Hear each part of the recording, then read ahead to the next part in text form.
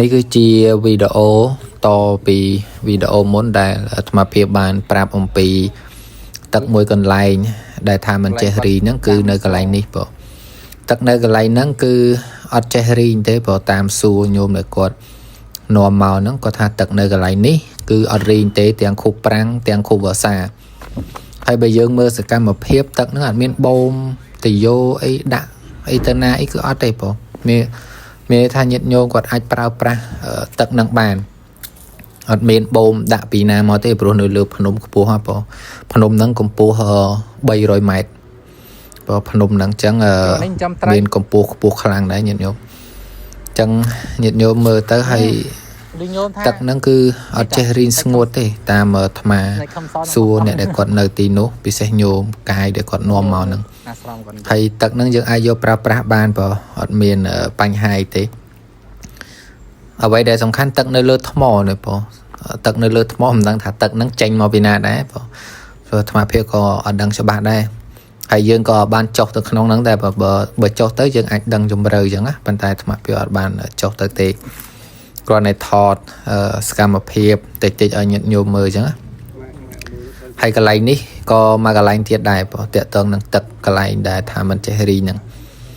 ហើយទឹកនេះឡើងហៀញញោមឃើញទឹកហូរទៅដោយនៅលើថ្មផ្ទាំងថ្មសុទ្ធហ្មងនៅហ្នឹងបងដក់ហ្នឹងគឺនៅលើថ្មមកហើយជំរឿហ្នឹងបើតាមសួរញោមនៅហ្នឹងគាត់ថាជ្រៅដែរតែមិនដឹងថាជំរឿម៉ែនគាត់ថាជ្រៅដែរអញ្ចឹងញោមព្រោះអាត្មាក៏អត់បានចុះដែរបងអត់ហ៊ានចុះទេព្រមដឹងថាជំរឿណាផងតែសំខាន់គាត់ថាទឹកហ្នឹងវាអត់ចេះរីហើយសំខាន់នៅលើថ្មបងអញ្ចឹងយើងមើលទៅធម្មជាតិគឺអស្ចារ្យណាញោមបងធម្មជាតិអាចផ្ដល់ឲ្យមនុស្សរស់នៅហ្នឹងគឺមាននៅភាពល្អប្រសើរហ្នឹងក៏ដោយសារធម្មជាតិដែរ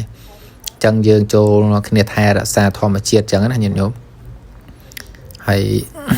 ញាតិញោមអាចមើលទេសភាពខ្លះដែលអាត្មាភាពបានថតអញ្ចឹងកន្លែងដែលអាត្មាភាពមកហ្នឹងគឺ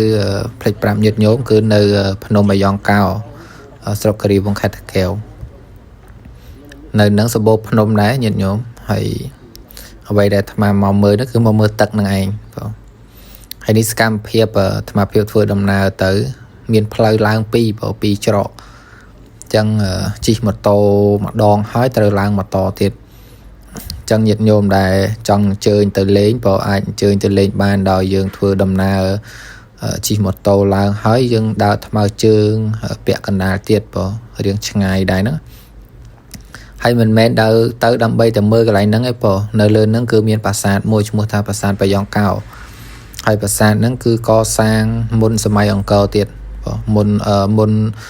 ជាស្រ័យកសាងមុននៅប្រាសាទអង្គរវត្តយើងទៀតអញ្ចឹងញាតិញោមអាចអញ្ជើញទៅទស្សនាមើលប្រាសាទនឹងបានឬក៏ញាតិញោមចង់មើលអាត្មាភាពបានថតវីដេអូរួចហើយបងផុសឲ្យញាតិញោមបានមើលហើយញាតិញោមអាចអុសមើលបានព្រោះប្រាសាទហ្នឹងគឺជាប្រាសាទមួយដែល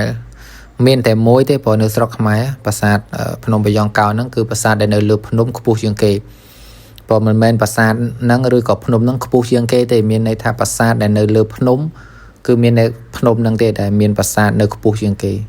ព្រោះអញ្ចឹងកន្លែងផ្សេងគឺអត់មានទេអញ្ចឹងវាហាក់បីដូចជាមានភាពអស្ចារ្យដែរព្រោះដែលសម័យដូនតារបស់យើងលោកខំពុះពីបងលើកថ្មលើកអីយកទៅកសាងហ្នឹងបងព្រោះខ្ពស់ណាញាតិញោមបងអាត្មាដើរឡើងហត់ដែរហ្នឹងតម្រាំតែដល់លើកំពូលប្រាសាទដើម្បី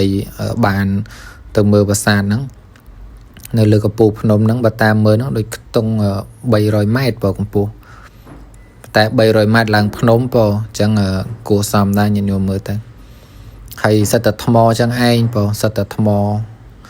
យើងឡើងអញ្ចឹងហើយមានញាតិញោមគាត់ដាំតំណាំដាំអីខ្លះដែរនៅលើហ្នឹងបងអ្វីដែលញាតិញោមធ្វើដំណើរហ្នឹងគឺបើកុំយករបស់ធ្ងន់តាមខ្លួនព្រោះបើយករបស់ធ្ងន់តាមខ្លួនគឺអាចធ្វើដំណើរបានយូរបានឆាប់ដល់ទេបងអញ្ចឹងយើងយកអីដែលស្រាលទៅព្រោះកាន់តែទឹកមួយដបអីទៅក៏បានដែរបងមិនចាំយកអីច្រើនទេវាយកទៅច្រើនក៏ធ្វើឲ្យយើងដើរហ្នឹងឆាប់ហត់ដែរបង